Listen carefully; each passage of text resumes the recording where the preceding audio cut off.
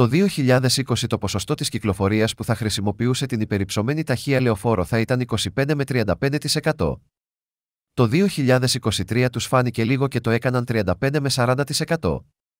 Επίσημη κυκλοφοριακή μελέτη που να στηρίζει αυτά τα νούμερα απλά δεν υπάρχει. Μετά το τούνελ πηγαίνοντας ανατολικά, οι 5 λωρίδες κυκλοφορίας γίνονται 4, που σημαίνει μποτιλιάρισμα και ατυχήματα σε ώρες αιχμής. Τι θα κάνουν γι' αυτό? Λένε ψέματα. Υπάρχει Λέα, η οποία με πινακίδα μεταβλητού μηνύματος που θα εγκατασταθεί με ένα σύστημα τηλεματικής στο έργο, θα μπορεί να αποδίδεται ως λωρίδα κυκλοφορίας, σε περίπτωση πολύ μεγάλης αιχμής. Παγκόσμια πρωτοτυπία, η λωρίδα έκτακτης ανάγκης θα γίνεται λωρίδα κυκλοφορίας. Τι θα γίνεται σε περίπτωση ατυχήματος? Αφήστε τη φαντασία σας ελεύθερη.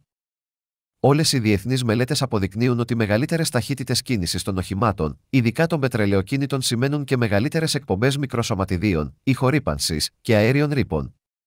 Επίσης, μετά το Euro 4, οι μεταβολές των εκπεμπόμενων ρήπων στα Euro 5 και 6 ήταν πολύ μικρές, άρα ακόμη και στο Euro 10 δεν περιμένουμε κάτι καλύτερο. Η πυκνότητα των βαρέων οχημάτων που θα κινούνται στην αναβαθμισμένη περιφερειακή οδό θα είναι μεγαλύτερη και θα κινούνται σύμφωνα με τα λεγόμενά τους με μεγαλύτερη ταχύτητα, άρα οι εκπομπές ρήπων και μικροσωματιδίων θα είναι μεγαλύτερες. Οι περιβαλλοντολόγοι μας προειδοποιούν ότι η κατάσταση στην πόλη μας, που ήδη έχει καταδίκες για τα επίπεδα αέριων ρήπων, θα επιδεινωθεί τα επόμενα χρόνια λόγω και του flyover. Και φυσικά θα μειωθούν οι εκπομπές CO2. Ποιο είναι το πρόβλημα στον περιφερειακό? Ξέρετε ποιο είναι το πρόβλημα? Οι μεγάλες κλήσεις.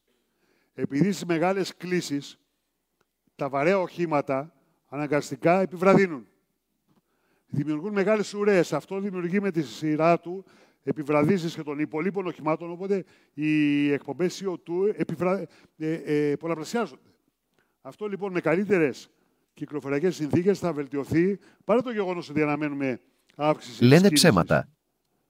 Οι κλίσεις της υπάρχουσας οδού, ανωφέρειες και κατωφέρειες, δεν αλλάζουν, άρα πάλι θα υπάρχουν τα γνωστά προβλήματα με τα βαρέα οχήματα που θα δημιουργούν ουρές λόγω χαμηλής ταχύτητας, ειδικά για τους Θεσσαλονικείς που δεν θα χρησιμοποιούν την υπερυψωμένη λεωφόρο. Όσο για τη σύγκριση της εσωτερικής περιφερειακής με την Αττική οδό, έχουμε ένα ρητό που λέει ότι ποτέ δεν συγκρίνουμε τις βούρτσες με κάτι άλλο. Γιατί απλά είναι τελείως ανώμια πράγματα, και σε μέγεθος και σε κόστος.